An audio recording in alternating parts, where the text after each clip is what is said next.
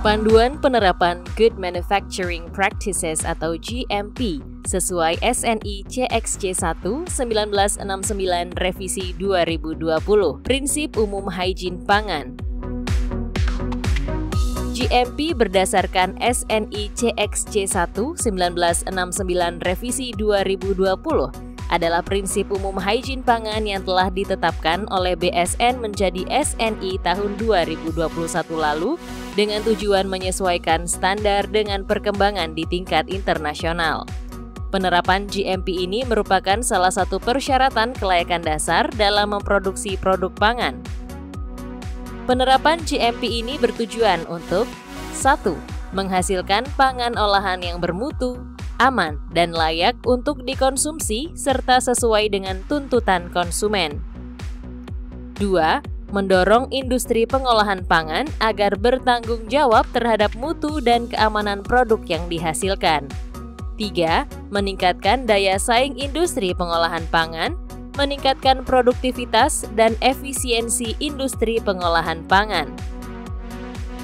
Ruang lingkup implementasi GMP pada SNI CXC 1 meliputi persyaratan yang diterapkan dalam industri pengolahan pangan. Ada beberapa bagian yang perlu diketahui, diantaranya terkait pengenalan dan pengendalian bahaya pangan, produksi primer, bangunan, desain fasilitas dan peralatan, pemeliharaan bangunan, pembersihan dan disinfeksi, serta pengendalian hama, pelatihan dan kompetensi, hygiene pribadi, manajemen alergen, dan pengendalian operasi. Pengenalan dan pengendalian bahaya pangan. Bahaya pangan adalah terkontaminasinya bahan pangan dari agen biologis, kimia, maupun terkontaminasi secara fisik yang berpotensi menyebabkan efek kesehatan yang merugikan. Produsen sebaiknya paham bahaya apa saja yang dapat terjadi dalam proses produksi dan upaya pengendalian apa yang diperlukan untuk meminimalisir bahaya tersebut. Beberapa bahaya pangan yang perlu dikenali, diantaranya 1. Bahaya biologi seperti salmonella, bakteri E. coli dan kapang pada ayam segar. 2. Bahaya kimia seperti aflatoksin pada kacang-kacangan dan logam berat. 3. Bahaya fisik seperti pecahan kaca, logam, serta kayu. Dan 4. Bahaya alergen seperti susu yang dapat menyebabkan alergi pada pengidap laktos intoleran. Produksi primer.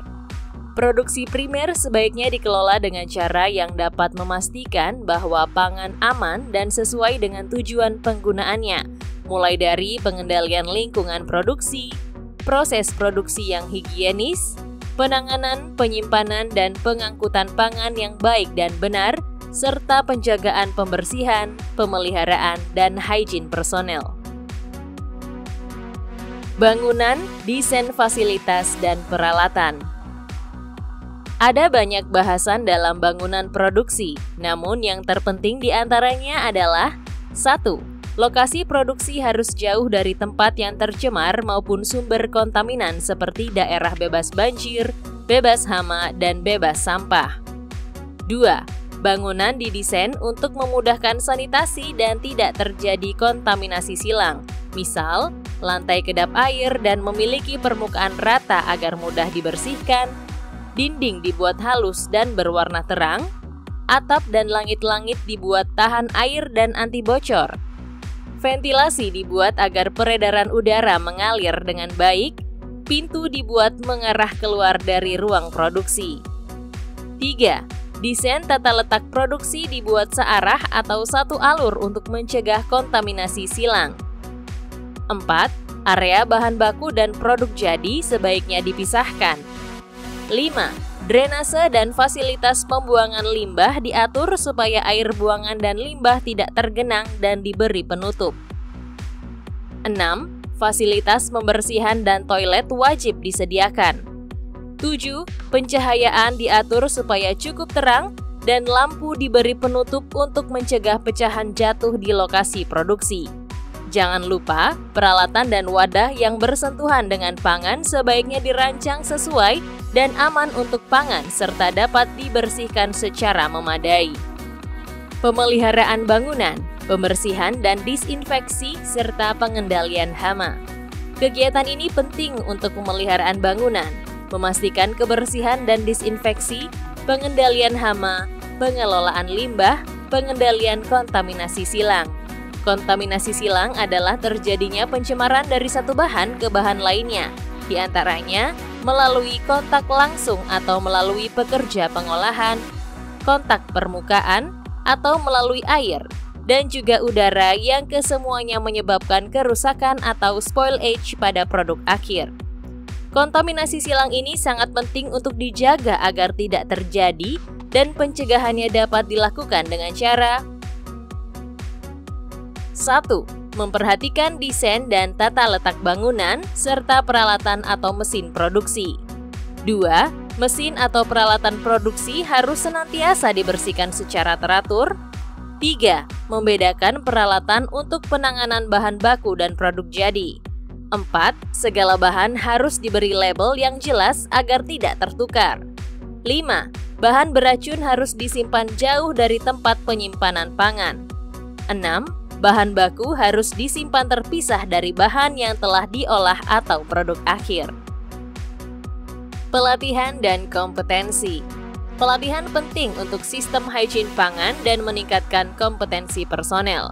Personel pengolahan harus mempunyai pengetahuan mengenai prinsip dan praktek hygiene pangan olahan agar mampu mendeteksi resiko yang mungkin terjadi dan bila perlu mampu memperbaiki penyimpangan yang terjadi. Hygiene pribadi. Personel wajib menjaga kesehatan pribadi serta berperilaku dan bekerja dengan benar. Personel harus selalu menggunakan alat pelindung seperti baju kerja, topi, dan sepatu karet, serta selalu mencuci tangan sebelum masuk tempat produksi, sebelum dan sesudah melakukan pekerjaan. Tidak makan, minum, merokok, meludah, atau melakukan tindakan lain di tempat produksi yang dapat mengakibatkan kontaminasi produk. Tidak memasuki area penanganan pangan jika ada kemungkinan mengontaminasi pangan. Manajemen alergen. Sistem manajemen alergen yang dibuat sebaiknya mencakup pengendalian untuk mencegah kontak silang dari pangan yang mengandung alergen ke pangan yang tidak mengandung alergen. Pengendalian operasi. Pada bagian ini, dokumentasi dan proses recall penting untuk diperhatikan. Dokumentasi wajib dilakukan dan disimpan sesuai keperluan. Dokumentasi bertujuan untuk meningkatkan jaminan mutu dan keamanan produk, mencegah produk melampaui batas kadaluarsa, dan meningkatkan keefektifan sistem pengawasan pangan olahan. Penarikan produk atau proses recall wajib dilakukan jika produk diduga menjadi penyebab timbulnya penyakit atau keracunan pangan olahan. Poin utama untuk keberhasilan penerapan GMP adalah pembentukan dan pemeliharaan budaya keamanan pangan yang positif serta komitmen semua personel dengan menyadari pentingnya perilaku manusia dalam menyediakan pangan yang aman dan layak yang diturunkan dalam dokumen pencatatan, SOP, serta peralatan yang higienis. Semoga panduan penerapan GMP berdasar SNI CXC1 dapat memberikan tambahan informasi bagi Anda sekalian. Mari budayakan mengolah pangan dengan baik dan benar.